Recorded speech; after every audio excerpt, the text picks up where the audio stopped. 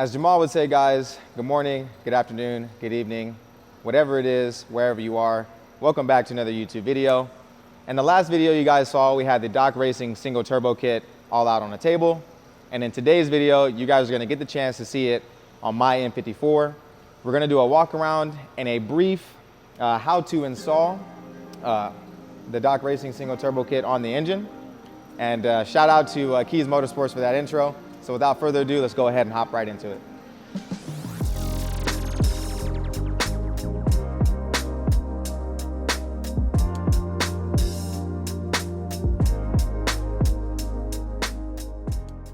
All right, I hope you guys enjoyed those cinematics that we put together for you.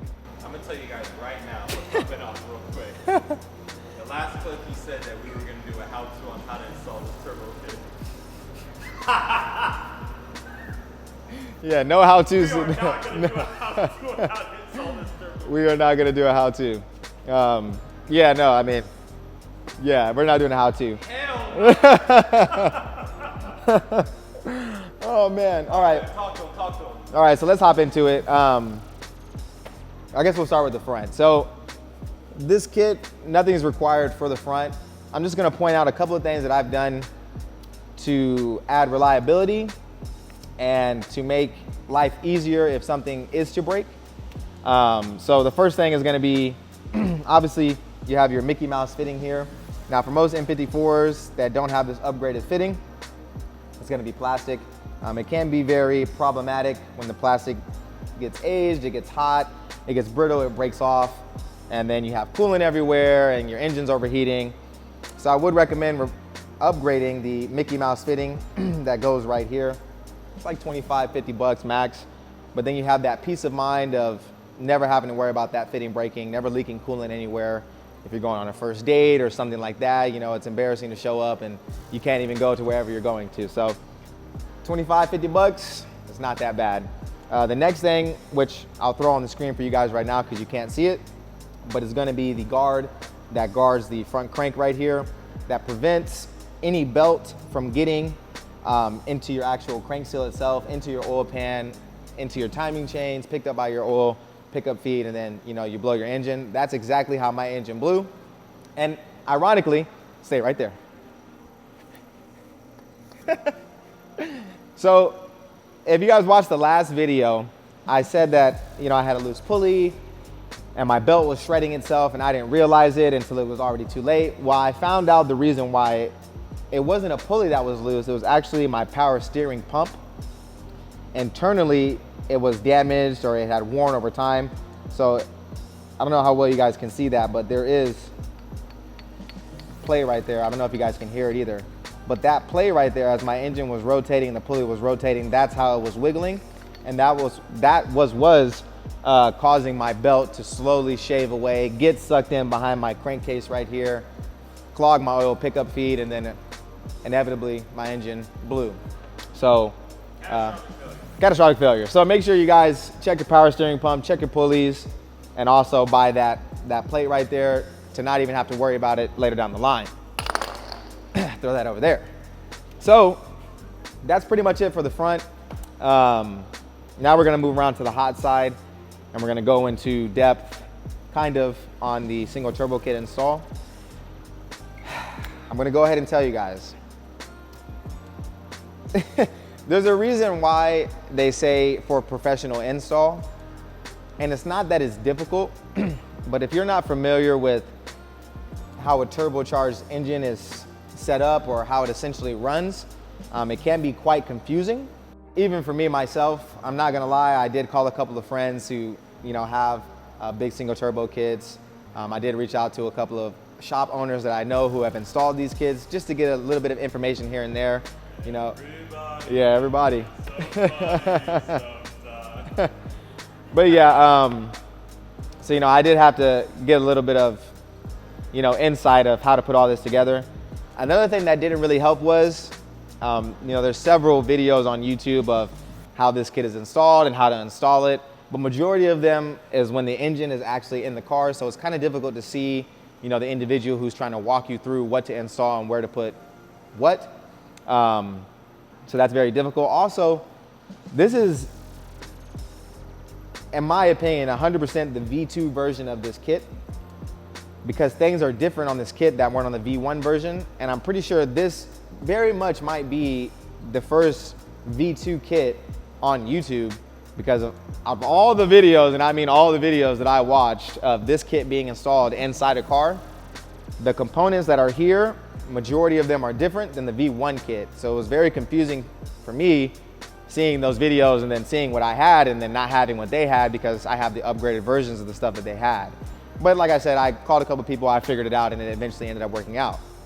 So let's go ahead and let's dive in with all that said. The manifold, like I said in the last video, it's one singular piece. So, you know, that's pretty much straightforward. Once you put the manifold on, have your gaskets on, then you have 11 mil bolts that pretty much go all the way around. Make sure those are torqued to 15 foot-pounds. After that, and I'm just gonna point out things that gave me a difficult time to try and help you guys out. But this oil drain line right here for the oil return, it's still braided line now. Before it used to be a piece of rubber, and you just put a clamp up here and a clamp down there and you route it however you want. This one has a straight fitting here at the top, and at the bottom it has a 45-degree angle. When I originally put that line on, I had the 45-degree angle up here where the turbo is, and then I got some intel and some information, and in fact the 45-degree angle was supposed to be at the bottom, connected to the fitting here that goes into the block itself. So I was beating myself up trying to figure out why is it not fitting onto the actual turbo itself, when in fact I just had to flip it the other way. So that kind of pressed me a little bit for that. Another thing I want to point out is these coolant block off plugs that are right here. We have some B-roll, I'll throw it over for you guys, but there's one up here all the way in the front for this coolant port, and there's one all the way in the back for this coolant port as well. And then your freeze plug for the other oil drain goes right here towards the back of the engine, not in the front of the engine. So that's another, you know, pro tip, key tip for you guys right there. And then, I mean, everything else is just pretty much straightforward after that. Obviously, you have your wastegates that bolt up to the manifold itself. I have everything pre-mocked right now just so I can get an idea of how it's going to fit when I put it in the vehicle. But as of right now, everything on this side is pretty much assembled. I have the oil feed line itself. It's kind of difficult for you guys to see because it's behind the manifold itself. But there's plenty of YouTube videos out there that will show you guys exactly where that goes. I currently have my feed line routed on this side of the engine, closer to the car. I see most people have it routed this way, closer to the engine itself and not to the body of the car. This seems to work a little bit better for me just because when I have it over here closer to the engine, it kind of sticks out a little too high. I didn't like that, so I just wrapped it around this way. And yeah, I mean, that's pretty much it for like the hot side, guys. Like I said, it's just gonna be a very brief, you know, description of how things are mounted. I'm not actually doing an actual install. I've already installed it all. Also, just in case none of you guys know how to clock a turbo, because I personally, I'll admit, I did not. I had to do some research. You can clock the actual turbo itself. You can also clock the housing.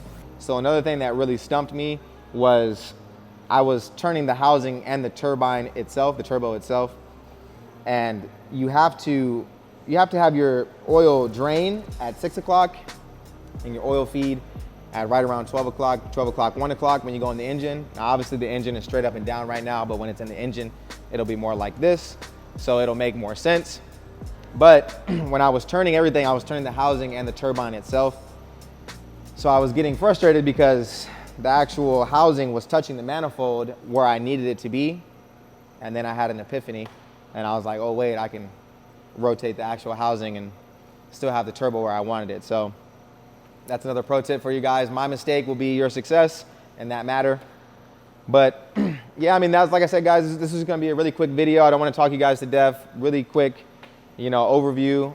The engine is assembled, it's ready to go in. I will more than likely be putting it in Friday. Today is Wednesday, so in 2 days. And hopefully about a week after I put it in and I get some other supporting mods that I need, we'll get our first startup. So that's essentially it for this video. Hope you guys enjoyed. If you have any questions, feel free to hit me up on Instagram. Like I said, I've installed the whole kit. I've made the mistakes. I've learned from them. So I'd be more than willing to help you guys out if anybody out there is buying this specific kit.